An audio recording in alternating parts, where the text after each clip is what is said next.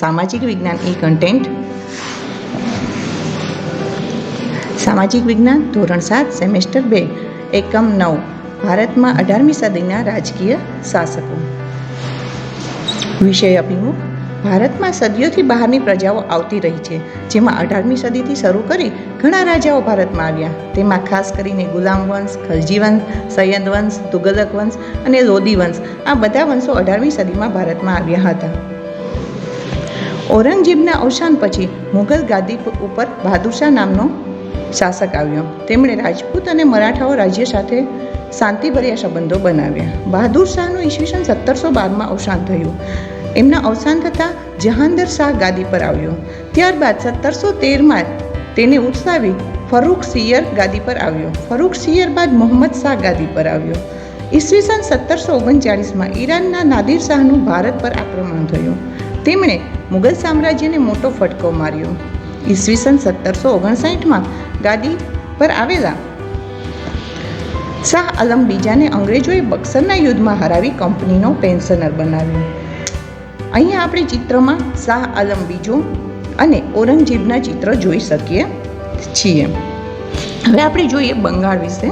1757માં બંગાળના નવાબ સિરાજુદ્દૌલા અને East India company વચ્ચે થયેલ પ્લાસીના યુદ્ધમાં જીત બાદ અંગ્રેજોને 24 પરગણાની જાગીર મળી. પ્લાસીના યુદ્ધ પછી નવાબ બનેલા મીર જાફરને હટાવી મીર કાસમને નવાબ બનાવ્યો. મીર કાસિમે અવધના નવાબ અને મુઘલ શહેનશાહ સાથે મળી અંગ્રેજો સામે બક્સરનું યુદ્ધ કર્યું, જેમાં અંગ્રેજોની જીત થતાં બંગાળમાં નવાબ શાસનનો અંત આવ્યો. અહીંયા આપણે ચિત્રમાં પ્લાસીનું યુદ્ધ જે સિરાજુદ્દૌલા અને અંગ્રેજો વચ્ચે થયું તેનું એક ચિત્ર જોઈ શકીએ છીએ. હવે છે રાજપૂત શાસન. રાજા કુશાગ્ર હોય તેને સવાઈ રાજાનું બિરુદ મળે છે. જયપુરના રાજા જયસિંહ બધી વિદ્યામાં નિપુણ હતા. તેમણે જયપુર શહેરની સ્થાપના કરી. તેઓ મહાન ખગોળશાસ્ત્રી હતા. તેમણે આધુનિક વેધશાળાની સ્થાપના પણ કરી. દિલ્હી, જયપુર, ઉજ્જૈન, મથુરામાં હવામાન વિભાગ આગાહી જંતર મંતર દ્વારા થાય છે. અહીંયા બાજુના ચિત્રમાં આપણે રાજા સવાઈ જયસિંહને ચિત્ર જોઈ શકીએ છીએ. અહીંયા આપણે આધુનિક વેધશાળાનું ચિત્ર પણ જોઈ શકીએ છીએ. હવે આવે છે શીખ સામ્રાજ્ય. શીખ ધર્મ ગુરુ પરંપરા સાથે સંકળાયેલો છે. તેમના 10મા ગુરુ ગોવિંદસિંહ શીખોને એકતાના તાંતણે બાંધી શીખ રાજ્યની સ્થાપના કરી. ગુરુ ગોવિંદસિંહ અને બંદા બહાદુરે મુઘલ સામ્રાજ્યનો ભયંકર વિરોધ કર્યો. શીખ સામ્રાજ્યના ધાર્મિક ઉદાર અને શક્તિશાળી એવા નેતા રણજીતસિંહે લાહોર, અમૃતસર ઉપરાંત કાશ્મીર, પેશાવર, મુલતાન પર વિજય મેળવ્યો અને પોતાના શીખ સામ્રાજ્યનો વિસ્તાર વધાર્યો. તેમણે પોતાના સૈન્યને યુરોપના સૈન્યની જેમ આધુનિક બનાવ્યું. તેણે લાહોરમાં આધુનિક તોપ બનાવવાનું કારખાનું સ્થાપ્યું હતું.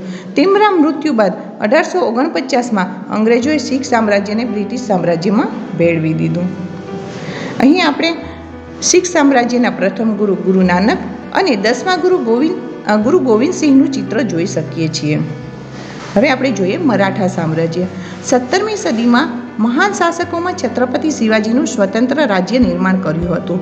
છત્રપતિ શિવાજીના મહાન નેતૃત્વમાં છાપામાર યુદ્ધ પદ્ધતિ અપનાવી ઉચ્ચ ચારિત્ર અને ઉદાર નીતિ સામેલ હતી.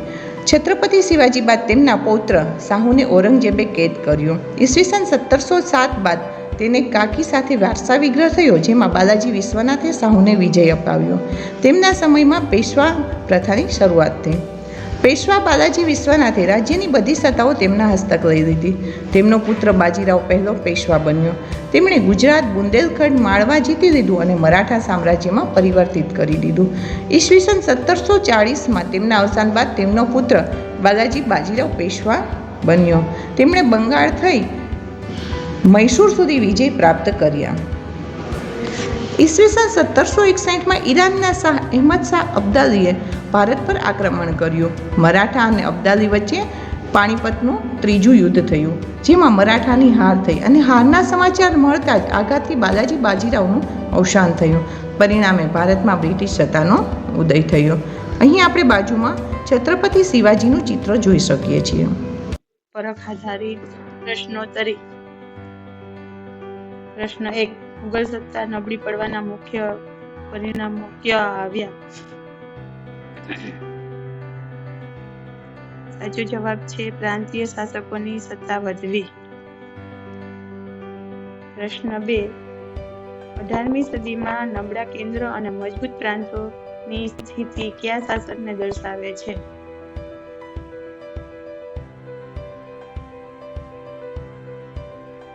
સાચો જવાબ છે ઉત્તર મુઘલ શાસકો. પ્રશ્ન 3. જો મુઘલ શાસકો મજબૂત હોત તો નીચેના કયા પરિવર્તન થવાની શક્યતા ઓછી હોત?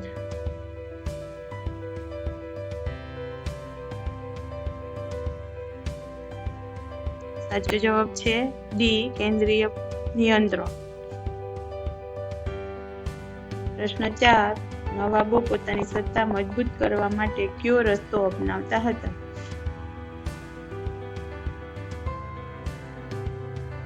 સાચો જવાબ છે પોતાની સેનાનું નિર્માણ. પ્રશ્ન 5.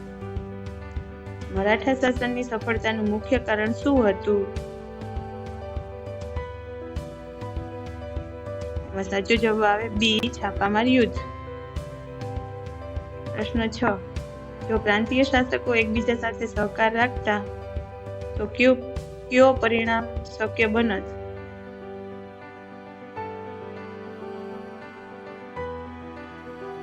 એમાં સાચો જવાબ છે સી વિદેશી સત્તાનો પ્રભાવ ઓછો થાય. યુરોપિયન કંપનીઓ ભારતમાં સત્તા તરફ આગળ વધવાનું મુખ્ય કારણ શું હતું?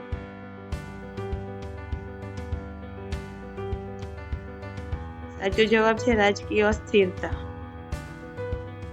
પ્રશ્ન 8. 18મી સદીનું રાજકીય દ્રશ્ય કેવું હતું? સાચો જવાબ છે બી વિખરાયેલું અને અસ્થિર. પ્રશ્ન 9. જો ભારતમાં શાસકો આધુનિક શસ્ત્રો અપનાવત તો શું બદલાત?